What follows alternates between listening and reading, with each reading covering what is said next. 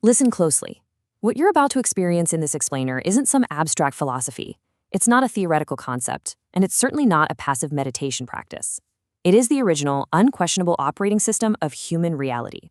It's called Huna. For centuries, this profound knowledge was heavily guarded, hidden right in plain sight. Why? Because it contains the absolute, definitive mechanics of exactly how your universe is constructed. Everything you experience, everything you see, feel, and achieve is actively generated by a specific internal architecture. Today, we're pulling back the curtain. We are going to look directly at that blueprint and decode the actual physics of your existence. What if reality is only what you think it is? The heavy, undeniable truth here is that you're not just a passenger in this world. Your mind is the definitive architect of your universe. Every single physical event playing out in your life right now is simply a mirrored reflection of your own internal programming. Okay, let's dive into this. Section 1. The engine of experience, your three selves. If we're genuinely going to manipulate and command reality, we have to understand the machinery operating behind the scenes. You see, you aren't just one single mind. According to this absolute blueprint, the human mind is built out of three distinct, highly functional units, and they have to work in perfect, seamless alignment to manifest anything in the physical world. Let's break down this engine. First up, we have the unihipili. That's the lower or unconscious self.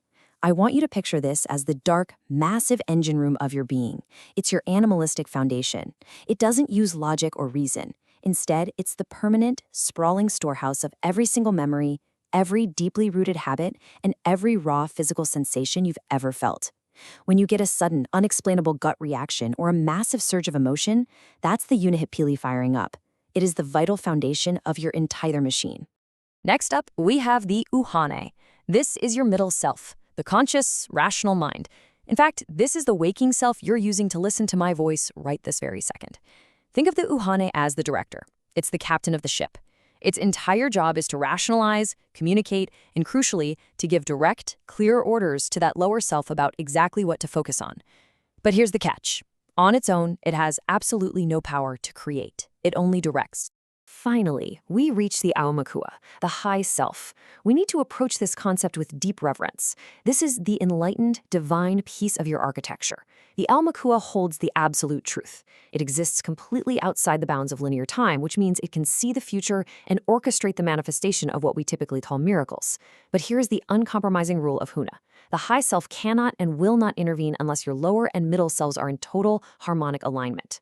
Now, what's really interesting about this is a concept called aka. Picture these invisible, incredibly sticky etheric threads connecting these three selves. Every single time you have a thought, every time you take an action, or even just focus on an object or a person, you shoot out an actual, tangible, energetic cord. You are physically, literally tethering yourself to your desires. Or, much more dangerously, you're tying yourself to your past traumas. Moving on to Section 2, the 7 laws of reality. So now that we understand the internal machinery, those three cells and the sticky cords that bind them, we absolutely must learn the unquestionable laws that govern how this machine operates in the real physical world. Here are the 7 principles. Ike, Kala, Makia, Manawa, Aloha, Mana, and Pono. Now listen, do not treat these as mere philosophical suggestions to think about on a Sunday afternoon. They are the definitive, hard physics of human consciousness. If you master these codes, you master your environment. Let's look closely at the most pragmatic ones that you can start using today. The first law is IK. The world is exactly what you think it is. Reality is entirely subjective. Let that sink in. There's no objective reality out there just randomly happening to you. By ruthlessly taking control of your perceptions and how you interpret events, you instantly alter the physical world you inhabit. When you change the internal lens, the external picture transforms immediately. It's a guarantee. The next vital law is Makea. Energy flows where attention goes. So the crucial point is this. You have got to stop wasting your precious attention on anxieties, fears, and worst-case scenarios. Because according to the literal mechanics of reality, whatever you focus on, you are feeding with pure energetic power. You're commanding your internal machine to physically build your fears. You must direct your thoughts intentionally and feel only the outcomes you actually desire. Then we have Pono. Effectiveness is the measure of truth. I love this one because it highlights the extreme pragmatism of this entire system. If a belief, a habit, or some ritual doesn't produce immediate, tangible harmony and success in your life, discard it. Throw it out. It's useless to you. Don't cling to rigid dogmas or old traditions just because. The only metric that matters in this blueprint is, does it actually work? Section 3, the pragmatic toolkit, activating your power. We've got the machine and we know the laws. Now let's use the actual tools. Before any manifestation can happen, you need fuel, plain and simple. That fuel is called mana. It's your vital life force energy. Think of mana as the literal currency of reality. Without a massive accumulation of mana, your conscious mind simply cannot afford to send its requests to the high self. An empty engine produces no miracles. You have to accumulate this energy first. And this brilliantly illustrates how we generate that fuel on demand. You use a mechanical, highly physical action called ha breathing. It's incredibly pragmatic. You take a deep, powerful breath in through your nose, drawing in the energy, and then you exhale through your mouth with a sustained, audible ha sound. When you do this consciously, this specific technique instantly accumulates raw mana directly in your lower self, priming your engine to manifest whatever directives you give it. Section 4, Ho'oponopono, the law of absolute responsibility. We've now arrived at perhaps the most powerful operational tool in existence. Do not mistake this for a simple, polite apology.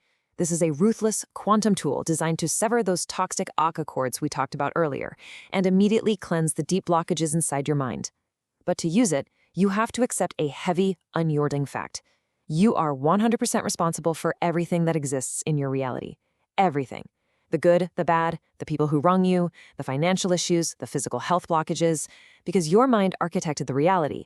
To fix absolutely anything external, you have to cleanse the corresponding memory or blockage inside yourself. Let's move to and see how this builds into a perfect 4-part psychological algorithm. The phases are, I'm sorry, please forgive me, thank you, I love you. By repeating this internal code, you are manually overriding the bugs and errors in your reality software. Let's break down the exact mechanics of what each phrase is doing. Phase 1, I'm sorry. Now, this isn't about feeling guilty. It's not about wallowing in self-blame. This is about seizing total, absolute power over the situation. You are acknowledging directly to your lower self that a subconscious memory or a corrupted data point within you has manifested this current external obstruction. You are taking ownership. Phase 2, please forgive me. This step dissolves your internal resistance. It forces the conscious mind to let go of the ego. You're asking for the internal blockages to be completely erased.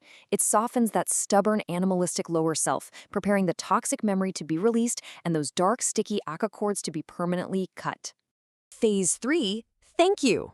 This is where you physically shift the frequency of your machine. You're expressing profound gratitude, acknowledging with absolute, unbreakable certainty that the healing and the clearing are already taking place. You're shifting entirely from a state of lack and obstruction straight into a state of total resolution. Phase 4, I love you. Listen, love is not just a warm emotion here. It is a highly pragmatic, operational tool. It's the ultimate healing force. Speaking this firmly into your own being completely unifies the 3 selves. It dissolves any lingering negativity, floods your internal system with high-frequency energy, and definitively seals the manifestation process. Section 5. The moment of power is now. We have fully decoded the blueprint, but here's the secret. None of this matters in the past, and none of it matters in the future. The principle of Manawa dictates that the true moment of power is right now. All of this immense capability, all that raw mana you can generate, the ability to ruthlessly sever negative cords and direct your high self, it's all accessible to you immediately, in this exact second. The tools are right there in your hands. The engine is primed and waiting. So, since you have the absolute, undeniable power to literally shape your physical reality from within, what will you choose to create next?